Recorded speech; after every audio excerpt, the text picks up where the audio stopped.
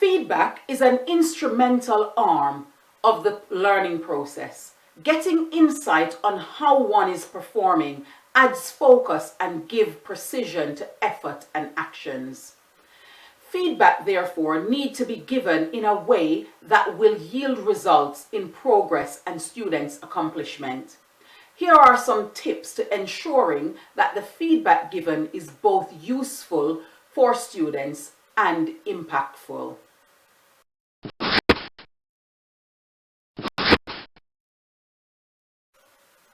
Marking and feedback are often used together. Nevertheless, they are not interchangeable. Marking is acknowledging whether the work students have completed is correct or not. This is typically acknowledged with ticks or crosses, although in more recent times the cross is replaced by a dot to encourage students to try again. Feedback is giving students either verbal or written comments on how they are performing with regards to the criteria for the work completed, and also in context of their overall targets, how they can improve to make their work better, and the next step in their learning journey.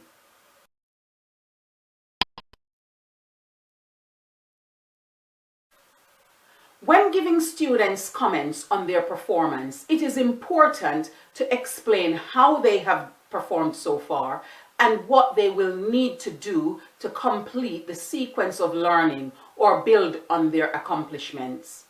This means that students need to have a positive feedback of accomplishment and a developmental feedback they can work on.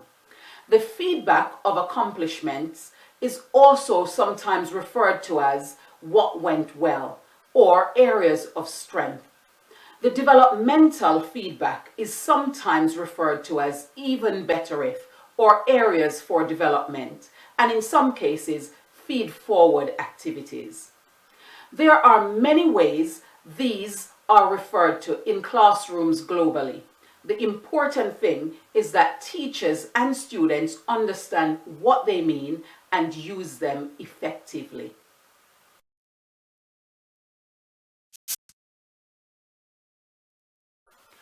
Once students have achieved a certain learning intention, it is imperative they have a path of learning to follow. This is where the developmental feedback is vital. When writing developmental feedback, these should be given to students as positive action statements that they can follow.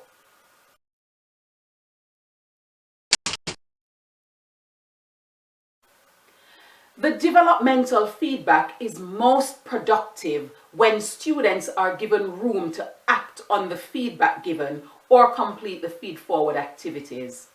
Provide directed or dedicated improvement response time for students to focus on the actions required. This is oftentimes within the lesson, after feedback has been read. It can also be as a homework or independent learning activities that will be followed up and checked to ensure that students have achieved the developmental intentions.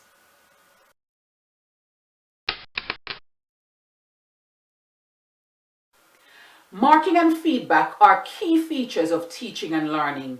It is important that students are receiving these in a timely and relevant manner, given clear insight as to what they have achieved and where they need to develop, having the opportunity to action the feedback given, and receiving affirmative checks and progressive assessments to move their learning forwards. Though marking is important, it is the feedback and the feedforward activities that are crucial to the learner's overall development and success. Providing timely and relevant feedback that is differentiated and personalized to learners is a strategic part of impacting their development.